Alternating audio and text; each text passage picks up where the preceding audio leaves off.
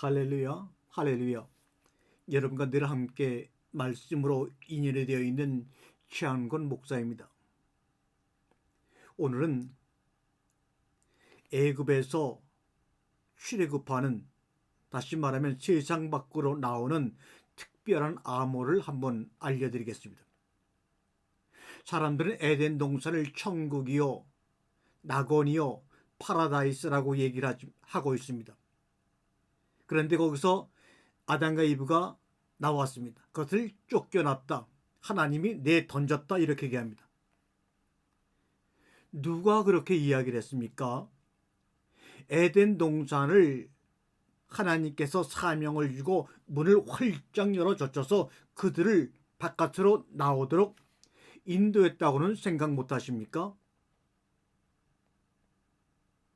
여러분의 생각으로 에덴 동산을 걸어 나와서 하나님이 주신 세상 밖으로 나온, 애굽에서 홍해를 건너 나온 이스라엘 백성들처럼 아담과 이브를, 여러분과 저를 그렇게 생각할 수는 없습니까? 메타버스, 요새 가장 많이 주목을 받고 가장 많이 등장하는 검색어가 메타버스입니다. 나이가 드신 분들은 다소 생소한 개념이지만 그래도 많이 들어보셨을 겁니다. 특별히 코로나19 팬데믹 이후 찾아온 비대면의 시대, 가상의 현실에서 현실과 같이 자유롭게 사람들을 만나 안부를 물으며 일상을 공유하는 세계인 메타버스가 전 세계적으로 주목을 받고 있습니다. 메타버스는 시대의 트렌드가 되어 경제, 사회, 문화 등 사회 전반에 걸쳐 붐을 일으키고 더욱더 확산되어 나갈 것입니다. 심지어 그동안 온라인 마케팅에 소극적이었던 프랑스의 명품 브랜드조차도 팬데믹 메타버스의 매장을 열어 다양한 마케팅 활동을 벌이고 있는 것을 볼 수가 있지요. 그렇다면 종교는 어떨까요? 종교는 어떨까요? 믿기 어려울 수 있지만 시대의 흐름에 맞추어 기독교에서도 메타버스 세계 안에 가상현실 교회를 만들어 현실 세계보다 더 현실적인 예배가 가능하여졌고, 그렇게 하는 곳이 점점 늘어나고 있습니다. 이럴 때 메타버스는 우리의 가치관과 삶을 변화시키는 가장 중요한 매개체로 이미 자리 잡았습니다. 진짜 현실과 다름없는 가상현실을 일상처럼 살아갈 수도 있겠지요. 기술이 좀 더 발전한다면 언젠가는 진짜 현실과 다름없는 가상현실을 일상처럼 살아갈 날이 곧 올 것입니다. 하지만 모든 것에 장단점이 있듯이 메타버스 역시 문제점도 있습니다. 사람들이 가상현실을 진짜 현실로 착각하게 되는 것을 꼽을 수 있겠죠. 진짜 현실을 잊어버리고 가상세계에 푹 빠져 자신의 길을 잃고 헤맬 수도 있을 것입니다. 아니, 아예 현실로 나가는 길을 잊어버리거나 나가려 해도 나갈 수 없을지도 모릅니다. 그러면 도대체 어찌해야 할까? 어찌해야 될까? 어려운 것 같으면서도 단순합니다. 생각을 바꾸면 길이 열립니다. 사실 이미 메타버스는 수천 년 전부터 인류가 태어났을 때부터 존재했습니다. 즉 지금의 현실 세계가 그 당시의 사람들에게는 바로 메타버스인 것이죠. 애굽의 삶이 메타버스였죠. 가나안의 삶이 하나님과 함께하는 진짜 삶이죠. 에덴 동산 안이 메타버스고 에덴 동산 밖의 생활이 하나님과 함께하는 진짜 삶입니다.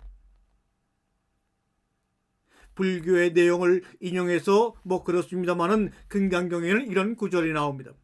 만약에 몸뚱이나 음성이 나라고 생각한다면 이 사람은 잘못된 길을 가고 있는 것입니다. 나를 보지 못하리라. 여래가 말한 세계, 참 세계가 아니므로 그 이름이 세계니라. 이렇게 복잡하게 이야기했습니다.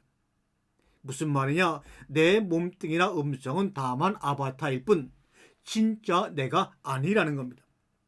내가 아닌 또 다른 나, 즉 아바타가 활동하는 지금의 세계가 하나의 가상현실, 즉 메타버스임을 암시하고 있죠. 그렇다면 이 거대한 메타버스 세상에서 진짜 현실로, 참 진리로 돌아가려면 우리는 어찌해야 할까요? 그러기 위해서는 무엇보다 먼저 자신이 아바타이며 이곳이 바로 메타버스라는 사실을 깨달아야 합니다. 우리가 살고 있는 이 세상이 이미 메타버스라는 사실을 깨달아야 합니다. 또한 관찰자가 진짜 나라는 것을 깨닫고 본래의 자신으로 돌아가는 암호를 태초 이전의 소리를 기억해내야 합니다.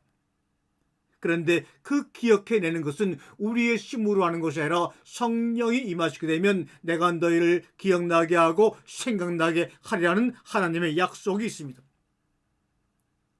메타버스 설계자는 모든 것을 대비하여 미리 암호를 설정해 두지요. 하나님도 본래 자신으로 돌아가도록 태초 이전의 소리를 우리의 영혼 가운데 심기어 넣고 기억시켜 놓으셨습니다.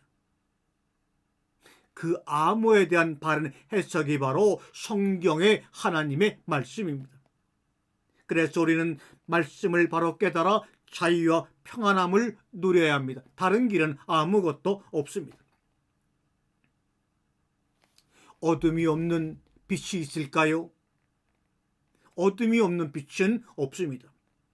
행복을 추구하다 보면 반드시 불행이 따라오게 됩니다.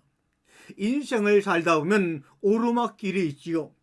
그렇죠. 그러나 반대로 내리막길도 있습니다. 그래서 행복을 추구하지 말고 성공을 추구하지 말고 진리를, 하나님의 말씀을 날마다 추구해야 합니다. 삶이 오면 삶과 함께하고 죽음이 오면 죽음과 마주하기로 우리 합시다. 손바닥이 우리의 삶이라면 손등은 우리의 죽음입니다. 손바닥이 행복이라면 손등은 불행이지요. 삶과 죽음은 공존하는 손바닥과 손등처럼 둘이 아닌 하나라는 것을 명심하시기 바랍니다. 여러분, 우리가 예수 믿으면 지옥, 안 믿으면 지옥 가고 믿으면 천당 간다. 예수 천당, 불신 지옥 하는데 지옥과 천당도 여러분과 내가 존재하기 때문에 정해지는 것이죠. 여러분과 내가 없다면 천당과 지옥도 그 또한 아무 의미가 없는 무의미로 남을 수밖에 없습니다.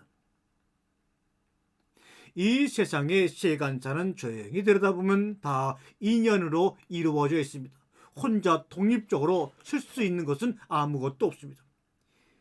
인연의 인은 바로 나 자신이고 연은 주변의 환경, 주변의 상황, 주변의 사람들입니다. 나와 주변의 환경, 주변의 상황, 주변의 사람들이 얽히고 설켜서 만들어내는 것이 이 세간사의 인연이라고 말하는 것입니다. 그러나 사람들은 살기에 궁금해지면 이 연이 무탈하기를 바라지만 연은 끊임없이 바뀌어 나 자신이 절대로 통제할 수가 없습니다.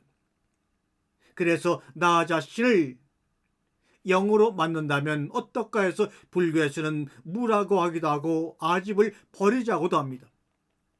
그러나 우리 기독교에서는 나라고 하는 인이 누구인지 알게 되면 우리는 주변의 상황이 어떻게 변화가 되든지 변화가 되지 않든지 우리 나 자신 안에서 하나님과 소통을 할 수가 있습니다. 그러니 어떠한 상황이 오더라도 평안함을 유지하며 현실에 감사하고 하루하루 최선을 다해 사는 연습이 필요합니다. 또 우리는 고통을 너무 두려워하지 말아야 합니다. 내 고통은 내가 있기 때문에 생기는 겁니다. 고통이 온전히 없어지려면 내가 없어져야 합니다. 그래서 사도 바울은 나는 날마다 죽노라 했습니다. 적이 없어야, 환경이 바뀌어야, 내 상대방이 바뀌어야, 아내가 바뀌어야, 남편이 바뀌어야, 자식이 바뀌어야 내 고통이 없어지는 것이 아니라 내가 없어야 내 고통이 없어집니다. 그것은 나의 몸뚱이가 없어진다는 의미가 아닙니다. 지금의 몸뚱이를 나라고 분별하는 마음이 시이는 것입니다. 생각해왔던 나를 아바타로 관찰하며 내려놓는 겁니다. 그러면서 참 내가 누구인지 말씀 안에서 성령의 조명 가운데서 깨달아 하나님의 품 안에 잠기는 겁니다. 그래서 골로새서 2장 2절과 3절에 사도 바울은 이렇게 우리에게 말씀했습니다. 위의 것을 생각하고 땅의 것을 생각하지 말라. 이는 너희가 죽었고 너희 생명이 그리스도와 함께 하나님 안에 감추어져 있음이라. 아멘. 여러분은 이 세상에서는 이미 죽었기 때문입니다. 여러분의 참 생명은 그리스도와 함께 하나님 안에 보이지 않습니다. 여러분은 이미 죽었고 여러분의 생명은 그리스도와 함께 하나님 안에 감추어져 있습니다. 그런 의미에서 여러분은 공이요 무입니다.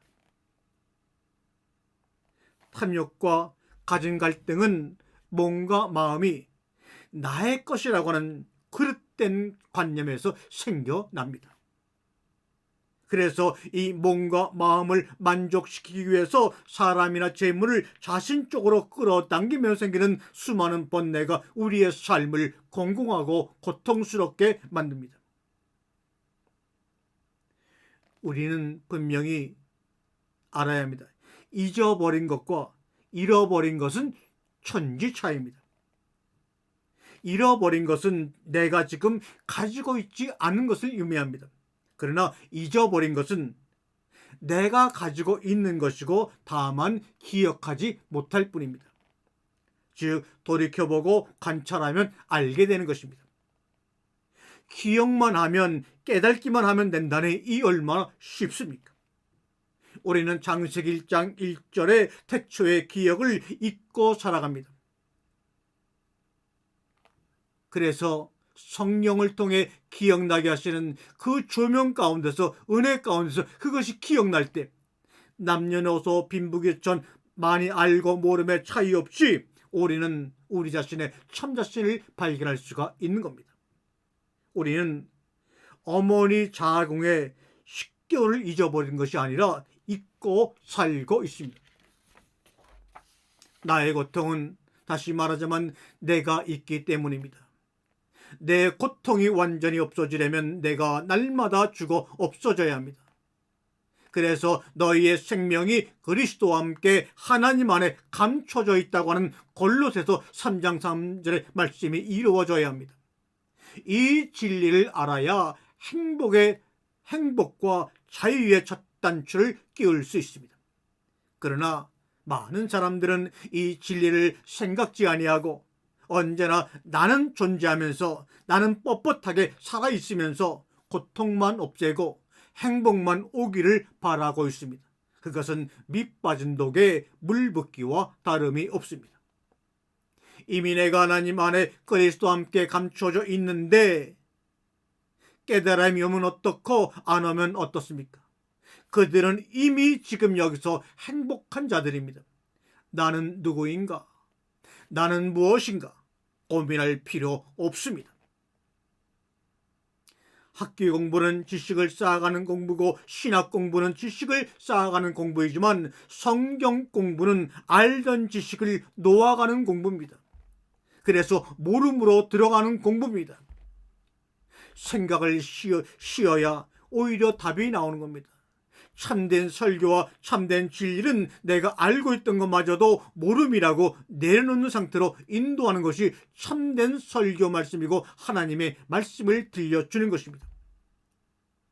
생각이라는 한마디로 말하면 분별심입니다.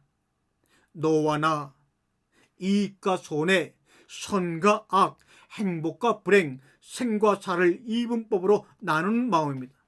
여기에는 정확한 답이 없습니다.